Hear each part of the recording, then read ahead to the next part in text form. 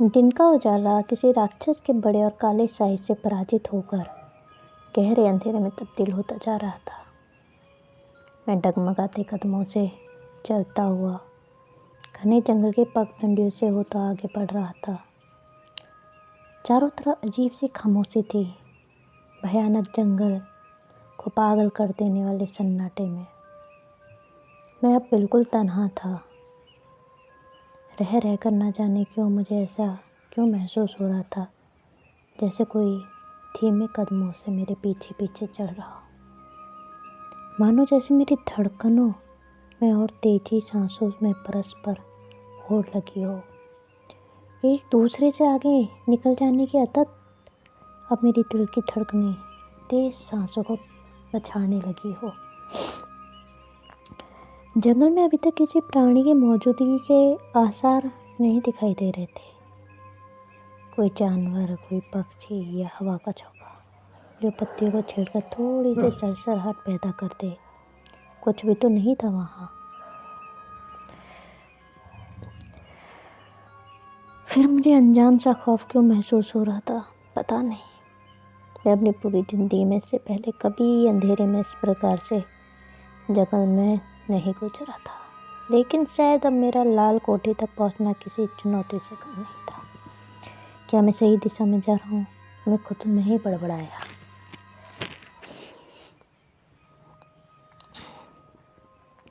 हाँ, उस बुजुर्ग ने तो इसी दिशा की तरफ इशारा किया था। मैं खुद को दिलासा देते हुए फिर से समझाने की कोशिश की। लाल कोठी के वजूद को लेकर मेरे मन में संशय के बादल उमड़ने लगे थे।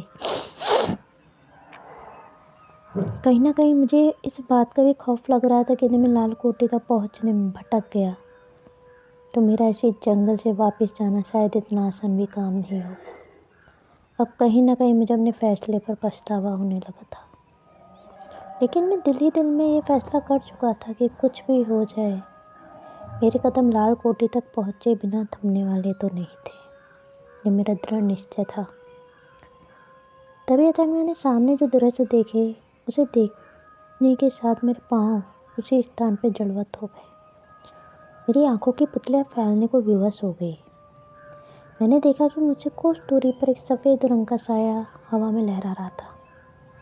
देखते देखते वो धीरे धीरे धीरे मेरी ओर दिशा में बढ़ रही थी। मेरे हाथ पैर कांपने का क्रम शुरू हो गया था और मेरी सांसें फूलने लगी थी। ओह, कहीं मैं जो देख रहा हूँ वो सच तो नहीं? मैंने घबराहट में खुद से सवाल किया। अब मेरी स्थिति यह थी कि देखते देखते मेरे दिल की धड़कनें इतनी तेज हो गई, मानो जैसे छाती का पिंजड़ा तोड़कर बाहर आ जाए चाहती हूँ। वह साया बिल्कुल मेरे सामने थी। मेरा कलेजा हलक तक आकर फंस गया था। अगली हरकत से कुछ भी घटित हो सकता था। मैं इस अप्रत्याशित घटना के लिए बिल्कुल भी तैयार नहीं था।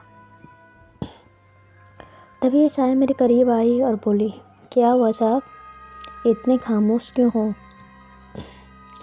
मैंने प्रत्युत्तर में कुछ न कहा।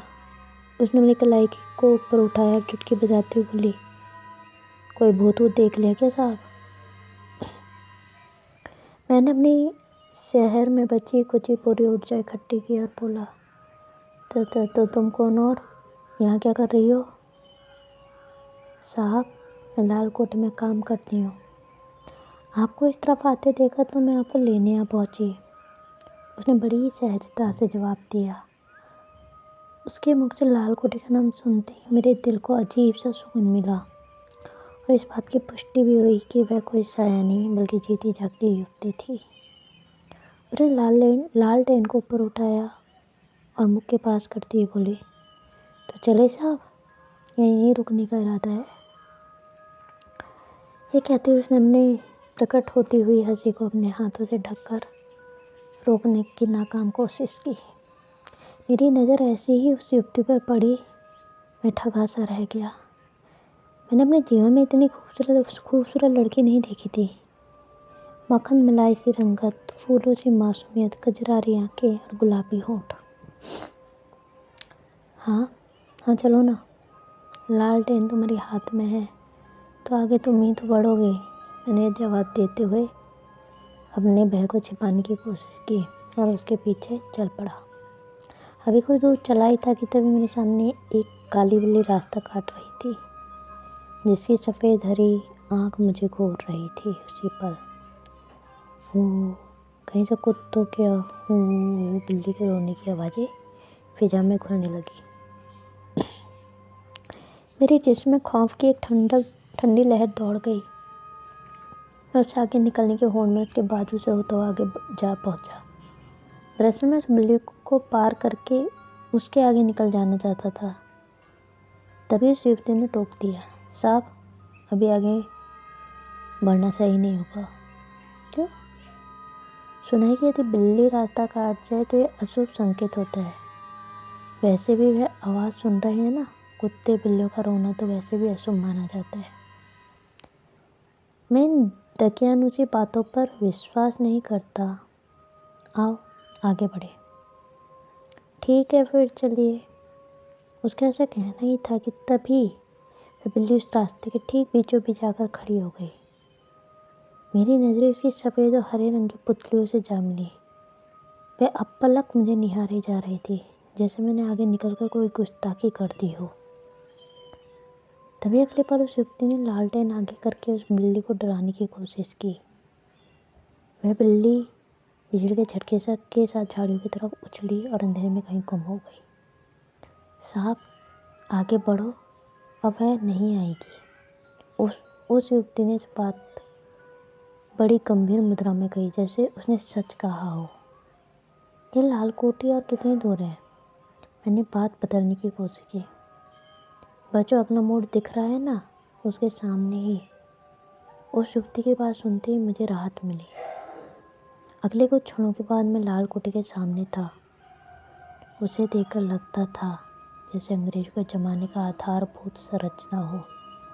उस कोठी के बाहर चलती हुई दीपक का लौ हवाओं से बहुत दूरी से जूझ रहा था।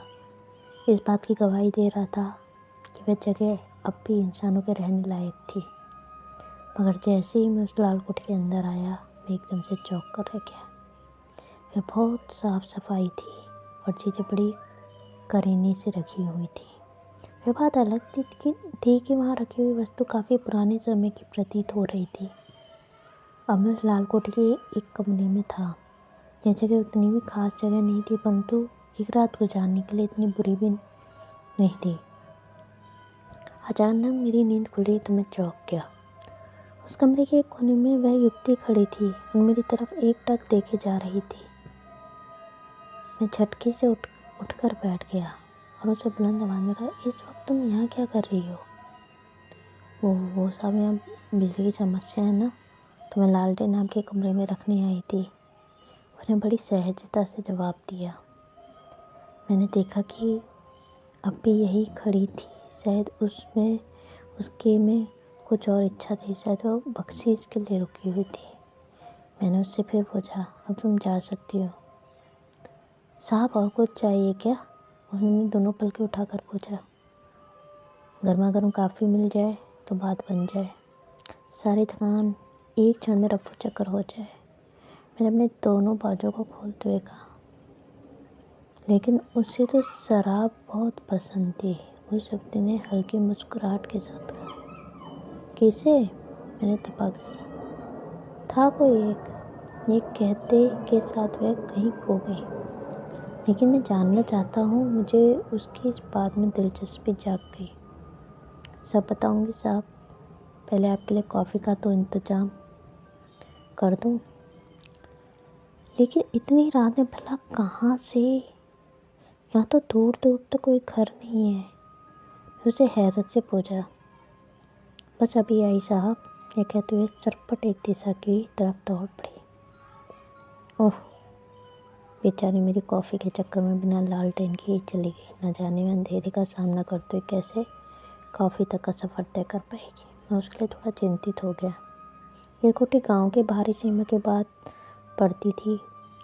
उसको आने जाने में अच्छा खासा समय लगने वाला था, इसलिए बिस्तर भी पसर गया। थके होने की वजह से मैं जल्द ही नींद के आगोश में समा गया। चटाक अचानक इस प्रतिध्वनि से कमरा गूंज उठा। अगर आपको मेरी ये कहानी पसंद आती है तो please like, share and subscribe करें। अपने चैनल को प्यार एंड सपोर्ट करें। अपने जानने वालों के साथ, दोस्तों के साथ, रिलेटिव्स के साथ ये कहानी को शेयर करें।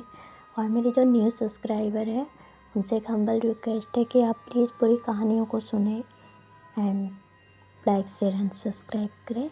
आपको नई नई कहानियाँ मिलती जाएंगी। Thank you.